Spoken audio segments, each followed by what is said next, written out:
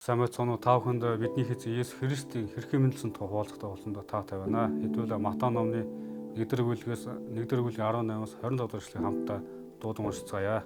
Есүс Христ ийхүү мэндэлжээ. Түүнийх Мари Йосефтэй сүү тавиад тэр дэрнилгээс өмнө ариун сүнсээр хэвлийтэй хүүхэд болсон мэдэгджээ. Нөхөр Йосеф нь зөвхт хүн байсан бөгөөд Мариг олонний шившиг болохыг үл хүссэн тул түүнээс салах бодолтой байж харин түүнийг тийм бодож байхад харагтун эсрэг тэнгэрлэгч зүүдэнд нь үзэгдээд Давидын хүү Йосеф Мариг эхнэрээ болохоос пүү эмээгтэн учир нь түүнд олдоод байгаа нь ариун сүнсний хүм тэрээр нэгэн хүү төрүүлж тэр нь арт түмнээ нүглээс наврах тул чи түүний нэрийг Есүс хэмээн дуудав.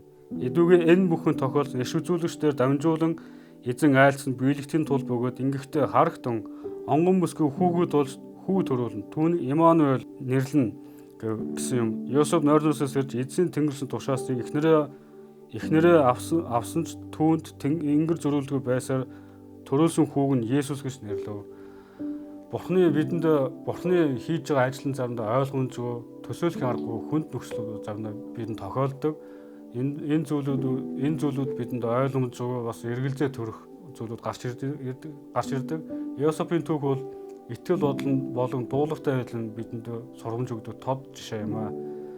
Энэ дээр харах юм бол Есүс Христийн мэндэлсэн түүхийг бид нар ихэвчлэн Мариагийн дүрээр бид нар олж хараад байдаг. Гэвч энэ ишлэлдэр бол бидэнд Йосеф бас түүний итгэл дуулахтай байдлын талаар илүү тод бас инхүү харуулж байна бидэнд. Энд бид нар ингээд хэд хэдэн сэдвэр харах юм бол 10-аас 19 дэх ишлэл болохоор хүнээр боломжгүй зүйл нөхцөл байдал ингээд харагдж байгаа. Энэ бол Мария жирэмсэн боосныг Йосеф ингээд олж мэдсэн байна. Тэр тухайн үе Йосеф найз бүсгүй нь болох Мария ингээд жирэмсэн боосныг Йосеф мэдээ түүний зүрх сэтгэл мэдээж маш хүнд хэцүү санагдсан байна. Тэр асар хүнд ингээд сорилт толгорсон байсан. Түүнийг ойлгож ядахын аргагүй тэр хэцүү нөхцөл байдал түүний зүрх сэтгэл орсон байсан. Тэрээр бас ингэж болох байсан. Зүгээр хэдүүлээ бодож үзэх юм бол Йосеф хууль ёсыг баримтуулж Марийг ил тос шүүж болох байсан. Бас энэргүй сэтгэл гаргаад нууцаар ингэ салж бас болох байсан. Йосеф эндээс бид Йосефийг зөв шудрах хүн энэргүй зүрхтэй байсыг бид хардаг. Нөхцөл байдал хүнд хэцүү байлаа ч гэсэн яг ийм үед Бурхны цаан чанарыг харуулж яг түүнд жинхнээс итгэх нь одоо айгүй чухал зүйл бидэнд бас ингэ сургамж өгж байна. Манай казагууд бас энэ дээр бас нэг гайхалтай зүйлүүд ер нь гайхах ойлгохгүй зүйлүүд бас их гардаг.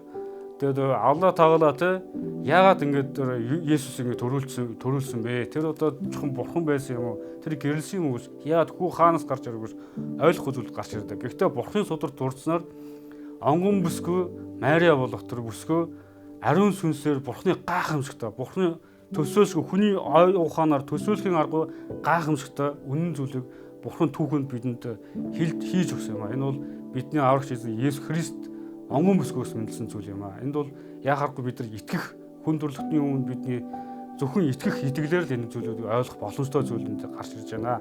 20-р нарт үзвэл Бурхан эргэлзээнд ингээ хариулдаг байгаа. 20-оос 21-р эшлэгийн харах юм бол эзний тэнгэрч Йосефийн зүүдэнд үзэгдэж гэж байгаа.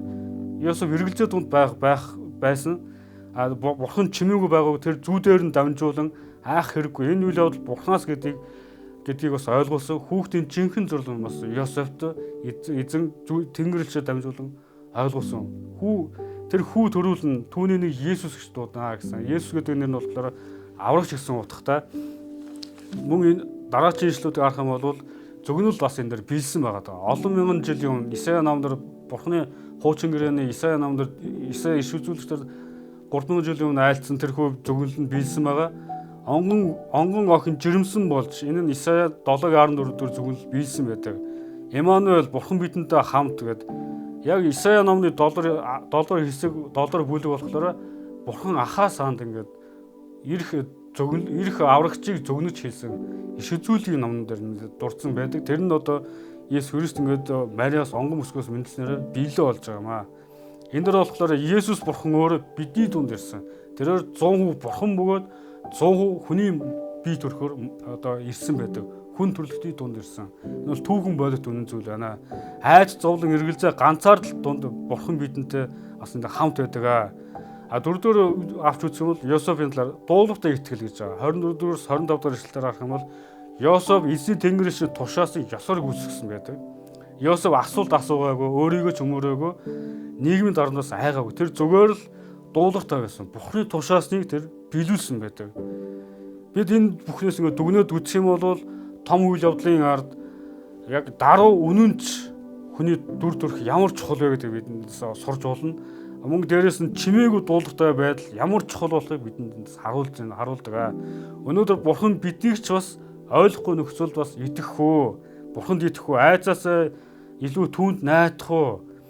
Дуулууртаа алхах уу гэж бас биндээс асууж байна. Харин та ямар та өөрөө шийдвэрээ гаргаарай.